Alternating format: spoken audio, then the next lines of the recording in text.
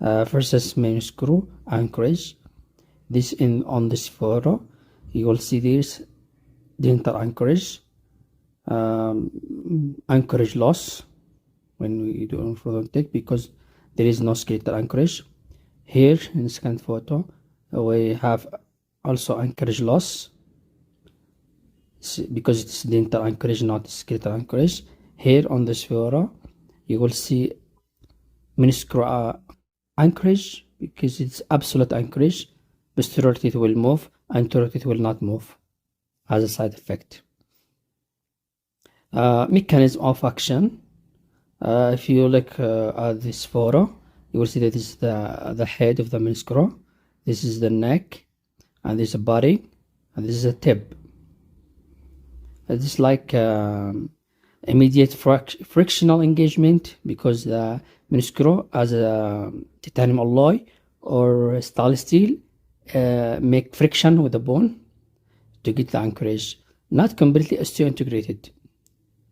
If it's osteointegrated, it's difficult to remove, but it's not completely osteointegrated. Allow easy removal.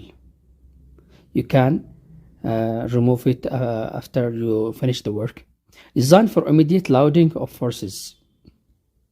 Designed for what? Immediate loading forces. Don't have to wait until osteogration. You have to do to load the force immediately after insertion. Okay. Let's move to the introduction to miniscrews. As you know, that TADS is abbreviation for temporary anchorage devices. Provide skeletal anchorage for tooth movement. Minimature bone-borne screw placed in the alveolar bone. It's biocompatible materials, titanium alloy, mostly titanium alloy. But recently we have a stainless steel alloy miniscrew. Okay. What's the key benefits? Minimally invasive insertion comparing to surgical procedures like orthodontic surgery or something. It's minimal invasive insertion. Direct anchorage control when have any intrusion, retraction, and reduce reliance on patient compliance. Don't have to depend on patient compliance. For example, patient have to do elastic all the time, but when you have anchorage, it works alone. Enhanced treatment efficiency and result. You have absolute anchorage. Miniscrew sizing parameters. Miniscrew determining ideal diameters. If you look at the diameters of miniscrew, for example, 1.4 to 2 millimeter. This is the range of diameter. We have 1.4, 1.5, 1.6, and 1.8 and 2 millimeters. Okay, but try to avoid 1.4. It's prone to fracture. Desirable 1.6 in diameter. When we look for correct screw length, we got 6 millimeter, 7, 8. Some companies have 9, 10, 12 millimeter or above. But 6 millimeter preferred in the lower arch, in anterior area between premolars. 9 millimeters. 8 millimeters length or 6 millimeter preferred in the upper arch, interradicular space. But when we go to extraradicular, outside the root, for getting skeletal anchorage more obsolete, we have 10 millimeter or 12 millimeter in the infrazygomatic area or بالbuccal shelf in lower arch, or بالmolar area buccal shelf in lower arch, or brachial area. Okay, consider bone site specific. Verify torque control. Look here. If you look this, we have two types of miniscrews used. This is interradicular miniscrew between roots. You have between roots, and this is extraradicular miniscrew. What does mean extraradicular? Yani outside the root. We have long neck for considering of soft tissue. Preoperative radiographic assessment for miniscrew application, ensuring safe and stable orthodontic anchorage. If you look here, you have evaluate available bone volume and density. You must look for available bone volume and density through CBCT, and determine optimal safe zone for insertion. You have to look for safe zone. Don't put it in the dangerous zone. To prevent damage to the roots, vital structures. You have to take care of roots and vital structures. If you look here, maxilla, anatomical consideration. You must, when you put or insert a miniscrew, you have to take care not to put it on maxillary sinus floor, because we get infection. Look for avoid root contact, avoid in lower arch. You have to avoid mandibular canal, mental foramen, and avoid direct root contact with lower arch, also upper. Okay. Sterilization, asepsis protocol for miniscrew application. Sterilization method. Miniscrew, it's already gamma irradiated, sterilized from the company. Best you have to take it sterilized, and you have drivers and some sets of the miniscrew. It must be autoclaved after use, before and after use. You have to wear sterilized gloves. Intraocular disinfection, 1.12 chlorhexidine before insertion. Ensure patient have a good oral hygiene in order to not to get infection after insertion. Try to avoid touching miniscrew. This is here. Don't touch it by gloves. No, not touch it by gloves. Not touch it by your hand. Okay, it's avoidable in order to because the gloves have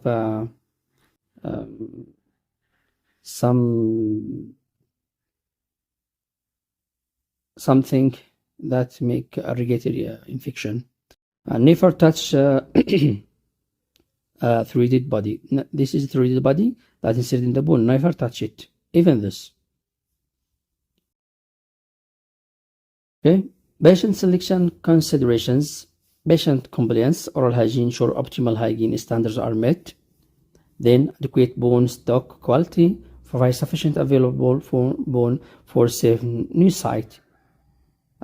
This is through preapical X-ray or CBCT after determining the suitable intraradicular bone that is suitable for insertion. You must know about safe zone measurement and care placement parameters. Identify anatomical boundaries, sinus, nerve, roots must avoid it, and choose the correct screw length, diameter suitable for the area. Okay, what is the safe anatomical zones? The maxillary arch, between roots here, safe, and this area in green also safe. For extraradicular miniscrew, danger zone between roots proximity, and avoid maxillary sinus floor, also dangerous area. For lower arch, try to avoid mental foramen and the mandibular canal as you are inserted, but it's danger zone. For the safe zone, here we have the area of the ramus.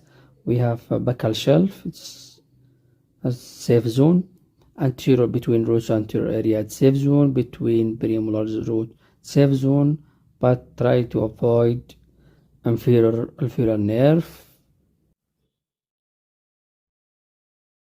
For the palatal area, try to avoid nasopalatine canal. It's dangerous area.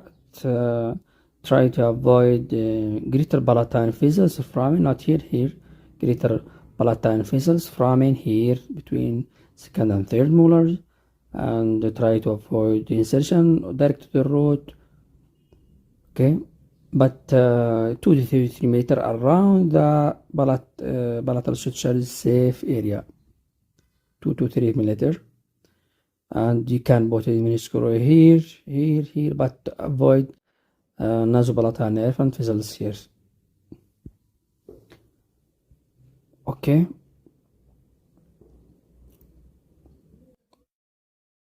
Move here. We need the miniscrew in many occasions. For example, while doing intrusion, if you have, for example, deep bite and patient having a smile, you have to do whole maxillary arch intrusion here, 2 miniscrews between upper lateral canines, both sides, and 2 infrazygomatical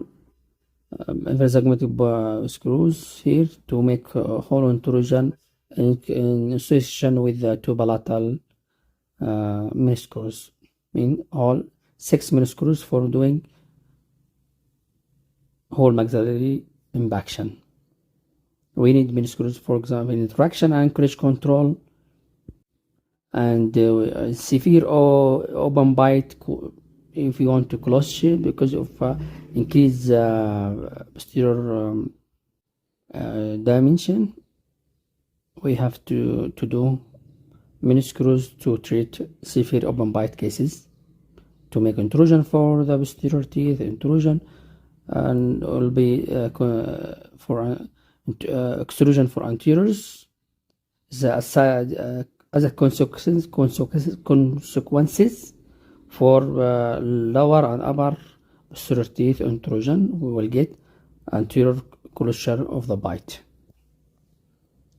What's the common complication while doing insertion for the miniscrews for beginners? TAD failure and loosening. TAD may be fracture to tip, or this will get complication. For example, loosening, inflammation, root to direct contact. This must be avoided. How to do management strategies for assessment for the optimal bone volume? By X-rays evaluation, preapical X-ray or CBCT before doing anything. Evaluate patient oral hygiene, for example, chlorhexidine. Some orthodontists prefer to do what's called bifidine iodine before miniscrew application. Control insertion torque and force application after healing. Here is a soft tissue inflammation after insertion of the miniscrew because of the miniscrew inserted in attached mucosa that cause micrositis, microphytis due to sometimes poor oral hygiene. There is a direct contact of miniscrew on the roots. Tooth might be loss fatality, become necrotic. In some cases, repair itself cause nothing. And what is prospective study results? When you have ideal bone, and patient have good oral hygiene, the optimal condition, we have 92.4 success rate, and compromised conditions, reduced bone and oral hygiene. We have got only 7.6. It's not good. Example of study data comparison: high success to low success for 3 studies. Okay, case example: long-term functional success. It's depend on time of person. Example, more than 10 months of persistence of miniscrew. It is good for Kaplan-Meier survival data. you may have functional retention of our treatment duration. After 10 months, if this is stable or survive screw, it will stay longer. It depends on the bone in density.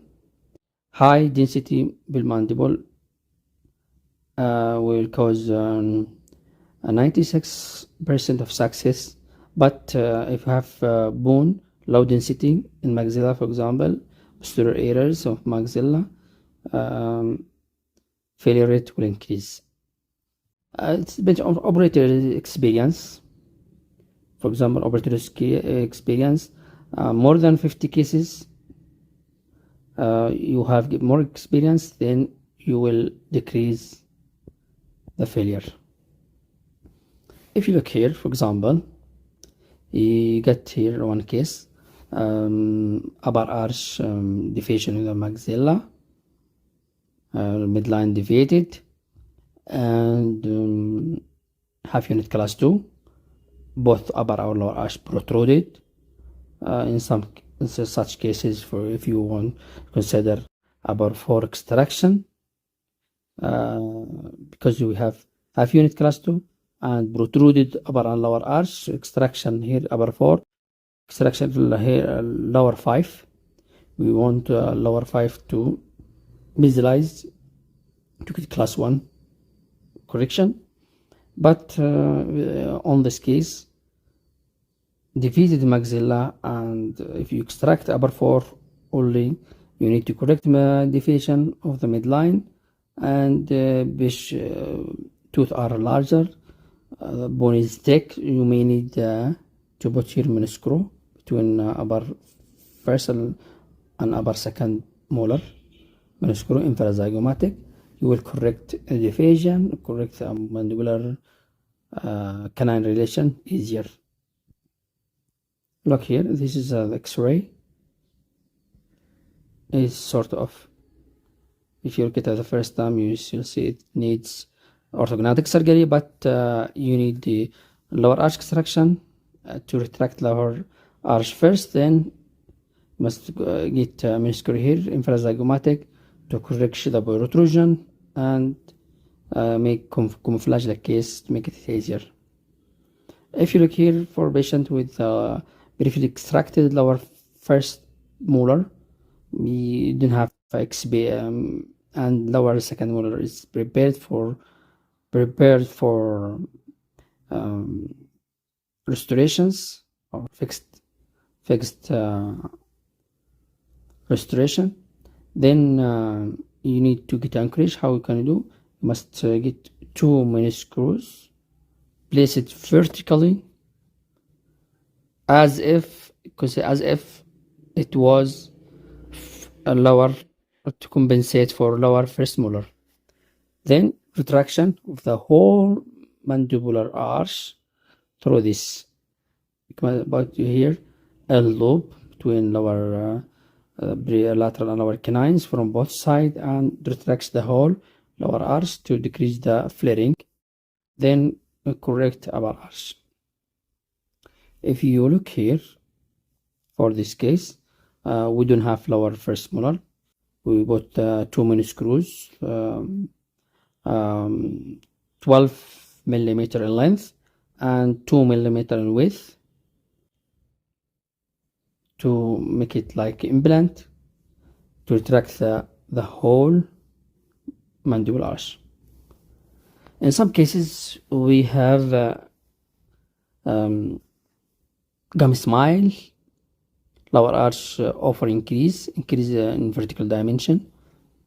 So in these cases, we prefer to make 2 miniscrews between lower lateral and lower canines, and anteriorly small size miniscrews, for example 1 pound 6 multiple 1.6 in diameter and 6 millimeter in length here between laterals and canines, and we must have 2 miniscrews in posterior to make whole maxillary impaction. This is the result after placement of miniscrews.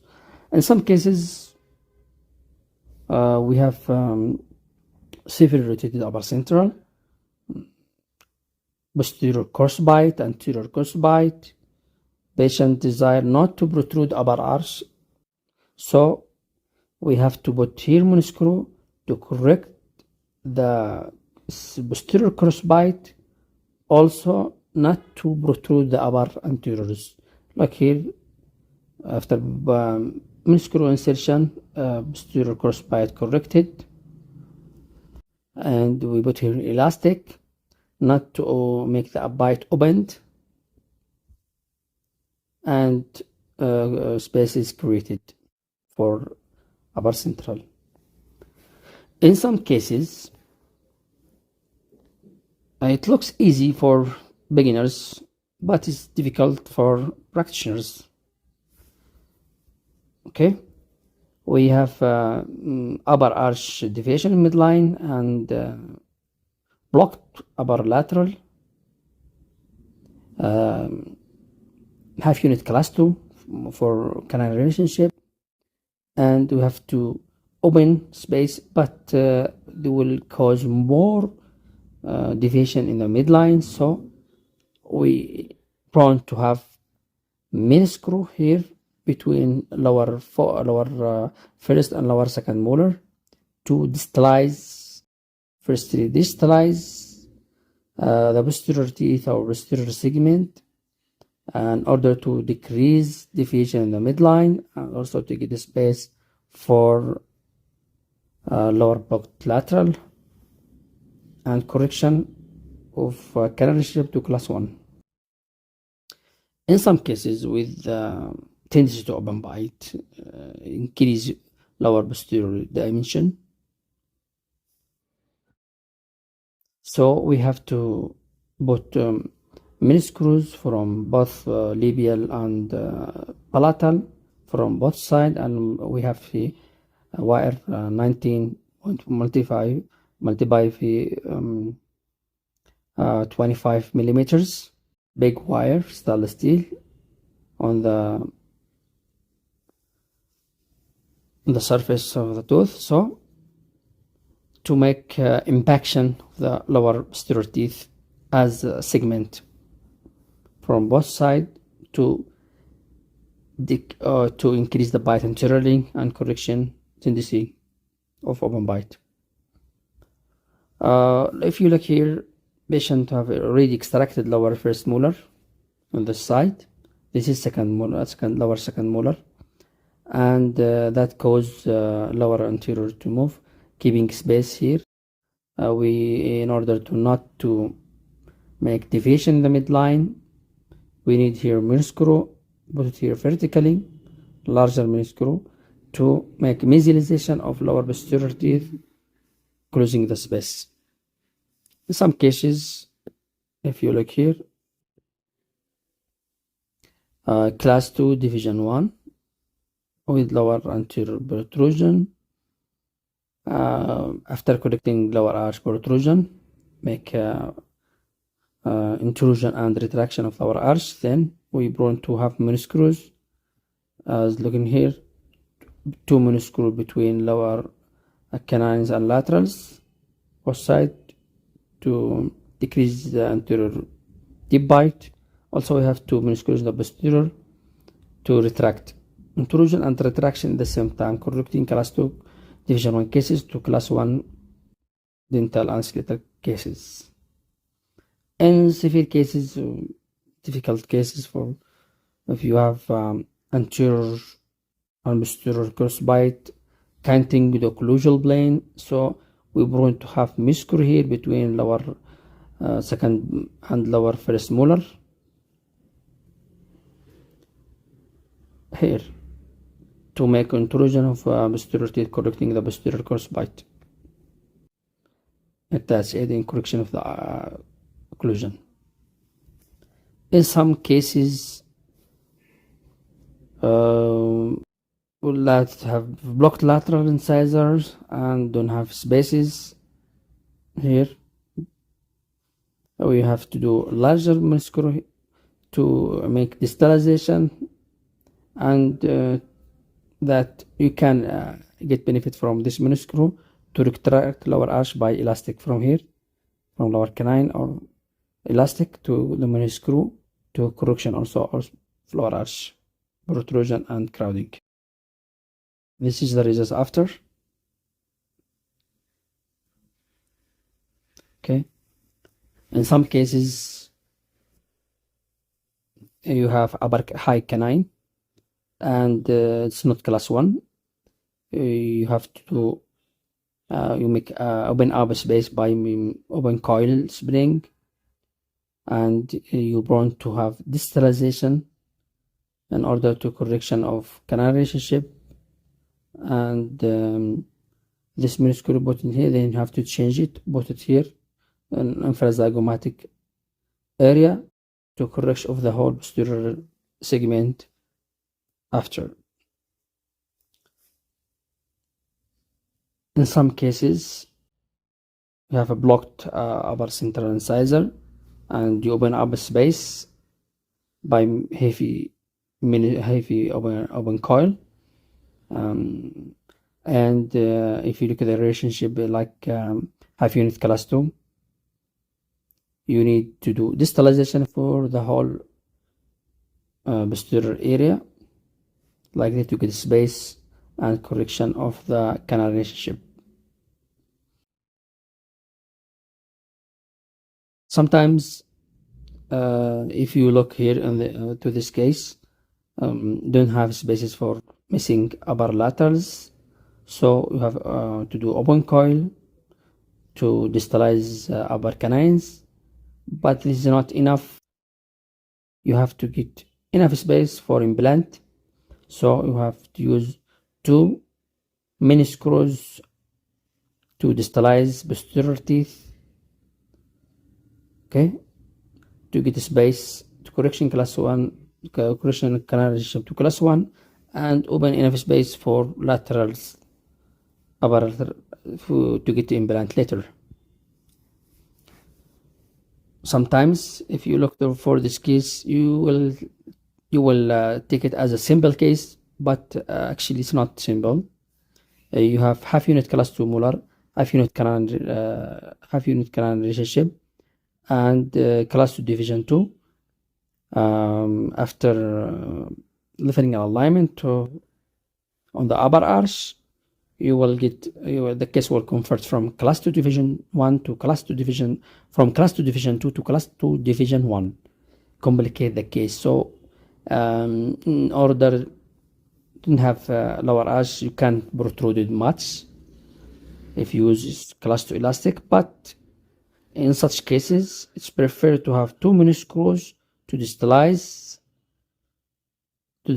upper posterior area in order to not to have round tripping of anteriors to decrease their protrusion anteriorly, in addition to class 2 elastic. In such cases we have half unit class 2, not class 1 cases in molar area, so we want to distalize posterior the upper arch as a whole segment with the aid of class 2 elastic. Such cases, patient had previous orthodontic treatment, failure, loss of anchorage, protrusion of the upper arch still, class 2 canine, half unit class 1 molars. So in such cases, what are you going to do for this patient? You will see the case as complicated for beginners, but it's not complicated for professionals. If you make 2 infrazygomatic miniscrews, you can distalize the whole upper arch as a one segment to correction the canal relationship and molar relationship. Thank you so much for listening, and see you later.